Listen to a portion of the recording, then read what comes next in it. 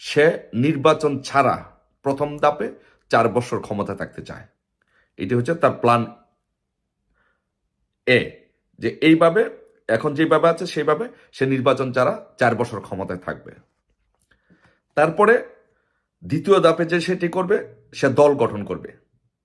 এই সময়ের মধ্যে যতদিন ক্ষমতা থাকবে, ক্ষমতায় থেকে টাকা পয়সা দিয়ে এবং মানুষকে বিভিন্ন রাজনৈতিক দলের নেতৃবৃন্দকে লোভ লালসা দেখিয়ে সে একটা দল গঠন করবে এবং এর নেতৃত্বে কাজ করাবে, মাঠে থাকবে ছাত্ররা, এবং জামাতকে এখানে সে ব্যবহার করবে মাঠ লেভেলে তার শক্তি প্রদর্শন করার জন্য।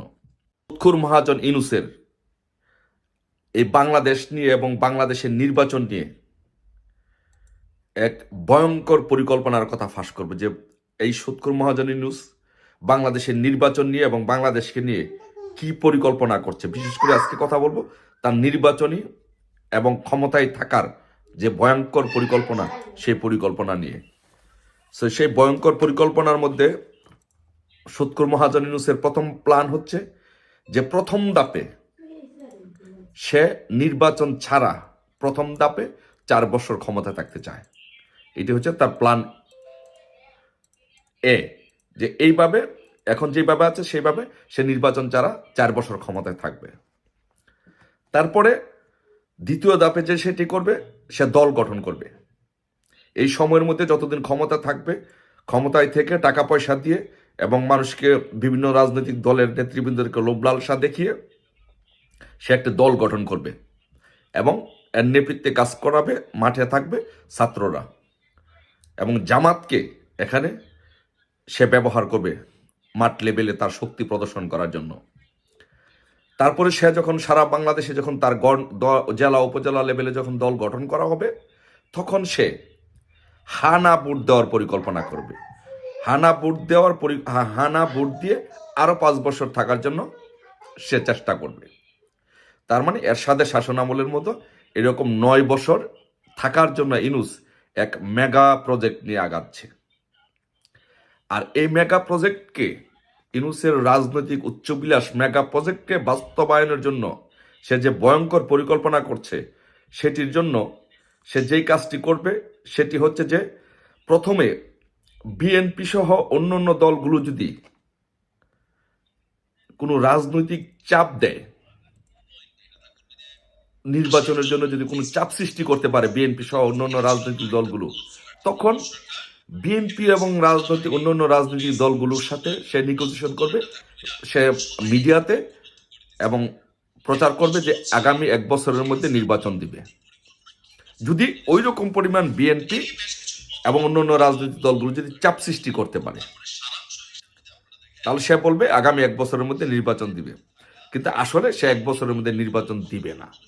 মানে হচ্ছে যে এখন যদি সে বলে যে আমি 5 বছর ক্ষমতা থাকতে চাই বা 9 বছর ক্ষমতা থাকতে চাই, এই যে মেগা প্রজেক্ট, এটি যদি সে ডিসক্লোজ করে জাতির সামনে, তাহলে এখনই বিএনপি আন্দোলনে নামবে এবং অন্যান্য রাজনৈতিক দলগুলো আন্দোলনে নামবে। তো তাই সে টেকনিক্যালি যে কাজটি করবে সেটি হচ্ছে যে এখন তার প্রাথমিক টার্গেট হচ্ছে যে 4 বছর ক্ষমতায় থাকা এইভাবে। বাট মাজা ভাঙ্গা বিএনপি যদি কোনোভাবে চাপ সৃষ্টি করতে সক্ষম হয় এই সুৎখুর মহাজন ইউনূসের উপরে, তখন সে একটা টেকনিক গ্রহণ করবে যে 1 বছরের মধ্যে নির্বাচন দিয়ে দেওয়া হবে। তখন এই 1 বছরের মধ্যে থেকে সে তার দল গঠন করে ফেলবে এবং জেলা উপজেলা সব জায়গায় তার কমিটি গঠন করে ফেলবে। আর এই টেকনিকের এই কমিটি গঠন করার ক্ষেত্রে অন্যতম তার যেটা টার্গেট, যে সেটি হচ্ছে যে বিএনপিকে ভেঙে বিএনপির একটা অংশ তার কমিটিগুলোতে নিয়ে আসা হবে এবং কমিটিগুলোতে স্থান দেওয়া হবে। তার মানে হচ্ছে ধরুন স্থানীয় বিএনপি একজন উপজেলার 3 জন বিএনপির শক্তিশালী লোক থাকতে পারে, ওই 3 জন বিএনপির মধ্যে থেকে সে 2 জন নিয়ে আসবে অথবা 1 জন নিয়ে আসবে, এসে ওই তার যে লোক আছে তার লোকের সাথে তাদেরকে দিয়ে একসাথে কমিটি গঠন করা হবে।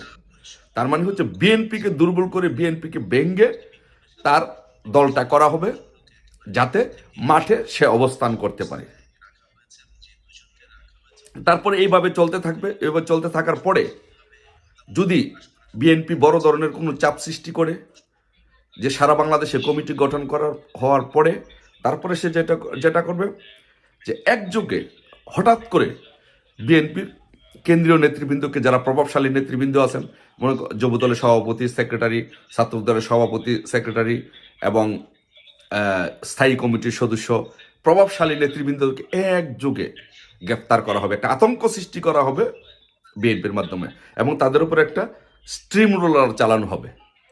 ওই স্ট্রিম রোলারের ভয়ে অনেক নেতা এই সৎকর মহাজন ইউনূসের যে জাতীয় নাগরিক কমিটি সেখানে যোগ দিবে।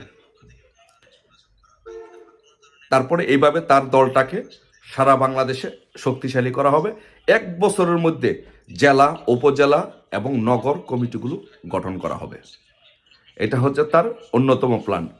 এবং বিএনপির যেই দলছুট এবং সংস্কারপন্থী নেতা আছে, যে সব তো আর বিএনপির কট্টরপন্থী না, বিএনপিতে অনেক নেতা আছে যে অনেক সুযোগ সুবিধা পাচ্ছে না, বা তারা এমনি বিএনপি করার জন্য করে, এরকম দলছুট বা সংস্কারপন্থী নেতা যারা আছে তাদেরকে আপনার এই ইউনূসের দলে অন্তর্ভুক্ত করা হবে। এবং কিছু স্টার ইউনূসের বিএনপি থেকে কিছু বড় বড় স্টার রাজনীতিবিদ যারা আছে তাদেরকে নিয়ে এই ইউনূসের দলে যোগ দেওয়ানো হবে, যার ফলে বিএনপির সংস্কারপন্থীরা যদি ওখানে যাওয়ার ফলে বিএনপি ভেঙে যাবে, তাহলে বিএনপি দুর্বল হবে একটি ওয়ে। আর আরেকটি ওয়েতে বিএনপির সিনিয়র নেতৃবৃন্দদেরকে, বড় বড় নেতৃবৃন্দদেরকে গ্রেফতার করা হবে। তখন বিএনপি একদম মাঠ লেভেল থেকে উঠে যাবে। উঠে গেলে তখন এই সৎকর ইউনূসের যে দল, সেই দলটি আস্তে আস্তে মাসে ফ্লোরিশ করার চেষ্টা করবে, এস্টাবলিশ করার চেষ্টা করবে। এবং তার যেই পরিকল্পনার অংশ, সেই পরিকল্পনার অংশ হিসেবে সে কিছু ডাইনামিক সিদ্ধান্ত নেওয়ার চেষ্টা করবে, যাতে বিএনপির নেতৃবৃন্দ, সংস্কারপন্থী নেতৃবৃন্দ এখানে এসে আধিপত্য বিস্তার করতে, প্রভাব বিস্তার করতে পারে। যেমন যেটা করা হবে যে তার যে প্ল্যান, সেই ভয়ঙ্কর প্ল্যানের মধ্যে অন্যতম, সৎকর ইউনূসের প্ল্যানের মধ্যে অন্যতম যেটা হচ্ছে যে সে উপপ্রধানমন্ত্রী একটা পদ সৃষ্টি করবে এবং উপরাষ্ট্রপতি একটা পদ সৃষ্টি করবে। সর্বশেষ আপডেট যেটা, সে যেভাবে করতে চাচ্ছে, আগাতে চাচ্ছে, যে উপপ্রধানমন্ত্রী এবং উপরাষ্ট্রপতি একটা পদ সৃষ্টি করা হবে। বিএনপি থেকে যে বিশাল অংশটুকু এসে তার সাথে যোগ দিবে, রাজনীতি করবে, তাদেরকে একজনকে উপরাষ্ট্রপতি এবং একজনকে উপপ্রধানমন্ত্রী করা হবে। আর ইউনূসরা মেইন, সৎকর মহাজন ইউনূসরা মেইন যে দুটো পদ, প্রধানমন্ত্রী এবং রাষ্ট্রপতি রাখবে। তারপরে এই সময়টুকুর মধ্যে এইভাবে চলতে থাকবে। এই 4 বছর সে এইভাবে চালাবে। তারপরে যখন 4 বছরের মধ্যে যখন সে সব কিছু সেটেল ডাউন করে ফেলবে, শক্ত অবস্থান ভিত্তি করে ফেলবে, তখন সে নির্বাচন দিবে। এবং সে কোন নির্বাচন দিবে? বিএনপির ভাইরা যারা লম্ফজম্প করতেছেন, যারা এখনই সারা বাংলাদেশে লুটপাট, দুর্নীতি, মানুষের সম্পদ নষ্ট, মামলা বাণিজ্য করছেন, অপেক্ষা করুন। আপনাদের উপরে যে স্টিম রোলার যাবে, সেই স্টিম রোলারে আপনাদের কান্নায় গাছের পাতা পর্যন্ত কানবে, আপনাদের কান্নায় আকাশ বাতাস বাড়ি হয়ে যাবে, সমুদ্রের মাছ পর্যন্ত কানবে আপনাদের কান্না দেখে। দেখেন আপনাদের উপরে সে কি স্টিম রোলার চালায় এই সৎকর মহাজন ইউনূস। এই দল যখন পূর্ণ গঠন করা হবে, গঠন করার পরে স্থানীয় সরকার দল যখন পূর্ণ গঠন করা হবে, তারপরে সে নির্বাচনের দিকে যাবে। বাট নির্বাচনে যাওয়ার আগে সে যে কাজটা করবে, তার অবস্থানটা দৃঢ় করার জন্য, শক্ত করার জন্য, রোড লেভেলে মজবুত করার জন্য সে স্থানীয় সরকার নির্বাচন দিবে। আর ওই স্থানীয় সরকার নির্বাচনে বিএনপির বিশাল অংশকে সুযোগ সুবিধা দিয়ে উপজেলা চেয়ারম্যান করা হবে, ভাইস চেয়ারম্যান করা হবে, ইউনিয়ন পরিষদ চেয়ারম্যান করা হবে, জেলা পরিষদ চেয়ারম্যান করা হবে, তাদেরকে এখানে অন্তর্ভুক্ত করা হবে, করে তাদেরকে ক্ষমতা দিয়ে এবং টাকা পয়সা দিয়ে, আর্থিক সুযোগ সুবিধা দিয়ে বিএনপি নেতৃবৃন্দদেরকে সবগুলোকে তার দলে ইনক্লুড করানো হবে। তারপরে সে যেটা করবে, সে ফাইনাল 4 বছর পরে সে নির্বাচনের ঘোষণা দিবে। নির্বাচন বলতে কোন নির্বাচন? জাতীয় নির্বাচন, জাতীয় সংসদ নির্বাচন, সংসদীয় পদ্ধতির নির্বাচন? ভুলে যান। তারপরে 4 বছর পরে সে যখন পূর্ণ শক্তি তার প্রদর্শন করতে পারবে, মাঠে তার দল গঠন হবে, তখন সে হানা ভোট দেবে। হানা ভোট দিয়ে আরও 5 বছর থাকার চেষ্টা করবে। মোট 9 বছর থাকার মেগা প্রজেক্ট নিয়ে সুৎকুর মহাজন ইউনূস আগাচ্ছে। সো বিএনপির বাইরা সবাই ভালো থাকেন, সুখে থাকেন, লম্পজম্প করেন।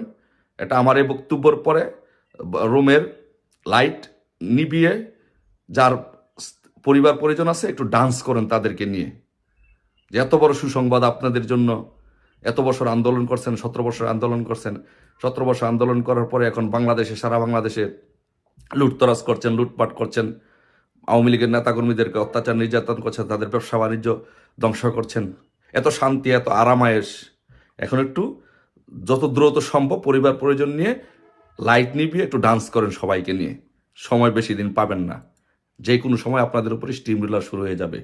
মজাটুকু এখনই খেয়ে নেন, বেশি সময় আপনাদের হাতে নেই। সবাই ভালো থাকবেন, দেখাবো ইনশাল্লাহ। জয় বাংলা, জয় বঙ্গবন্ধু। আসসালামু আলাইকুম।